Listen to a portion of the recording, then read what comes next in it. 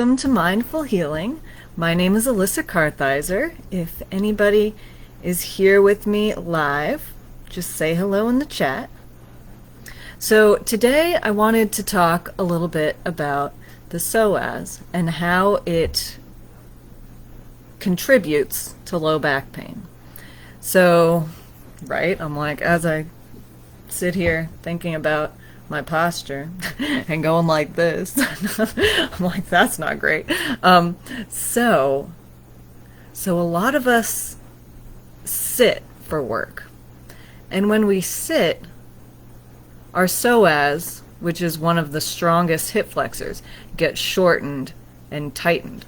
So I'll just do a little, but here, if you can see, our psoas attaches to the spine, and then it comes down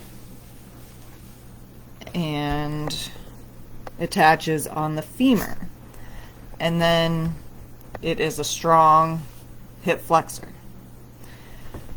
So when we sit, the psoas gets short and tight, and a really helpful way to mitigate that, to help that psoas not get stuck in that position, is to I would say every hour, if you can, just get up and I'll show you again here. I hope you can see this, but have one leg in front, one leg forward and one leg backward, and stretching out the front of your hip. So, and you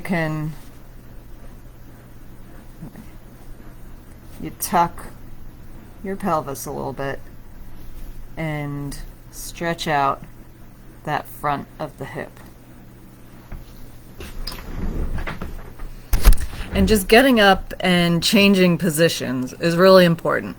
And I know that's hard to do, and it can seem weird getting up and stretching in the middle of work or that sort of thing. But it's really important for keeping our low backs healthy, and also making sure that we sit up straight and use our core muscles instead of kind of like slumping like this. Actually using the core, sitting up straight, having our shoulders back and down, anchoring our ribs. And so I know people use sometimes standing desks, and I've heard that that's helpful, just so you don't kind of get in this slumped position, because it's so easy to do that. So the standing desk kind of does help, but you have to still pay attention to how you're standing. And so just kind of making sure that your desk is at a good height, that you can be sitting up like that and you're not like up here, like your arms aren't up like this or anything like that. And getting a chair that has some lumbar support might be helpful. So then that reminds you that to be more upright instead of a chair that doesn't, and then you're just kind of slumping back in it and typing. But yeah, so that getting up, stretching your psoas, and also strengthening your core so you can be in that upright position even if you don't have lumbar support. And to do that, you have to sit on your sit bones instead of kind of on the back of your pelvis. You sit on your sit bones, sit up straight. And doing plank is very good for core muscles. Like, that's probably one of the best, or like there's another. But yeah, just being in that. You can even do like a quadruped on your hands and knees, and then just lift your knees. So you're on your toes and your hands for a little bit if you can't do like a full plank. And I don't think, yeah, so I think that was most of what I wanted to say today. I had written a post earlier in the week just kind of giving you an idea of the Psoas and the core strength idea, but I wanted to come on and just give you a couple more ideas about how to help, things you can do to help your low back. And yeah, so if anybody has any questions, please post them in the comments for this video. If there was anything I forgot to talk about.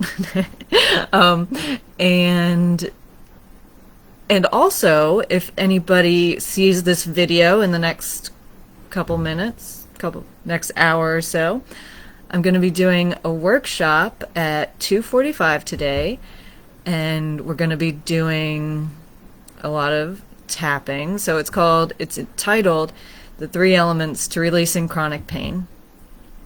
And we're going to talk a little bit about the chronic pain cycle and do a little movement, because that's important for keeping your body healthy and having less pain. So we'll do that, and then we'll do some tapping, which is a really exciting, to me, resource for people with chronic pain, because the same area of the brain that registers, or not same, I shouldn't say same, it's similar areas of the brain register physical pain and emotional pain. So when we have stress and a lot of emotions around our physical pain, if we deal with those, then it can lower the physical pain. So that is really exciting, and I want to share that with you all, and I'll be doing that workshop today. So I hope to see anybody there who can make it. I think I put the link a couple times, but I'll see if I can put it in the chat again. But I did put it in the group a couple times during the week, so if I'm not able to put it in the chat, this video doesn't show up soon, then just sign up for the workshop through the other links. All right, I hope you all have a great rest of your day, and I'll talk to you next week. Where's my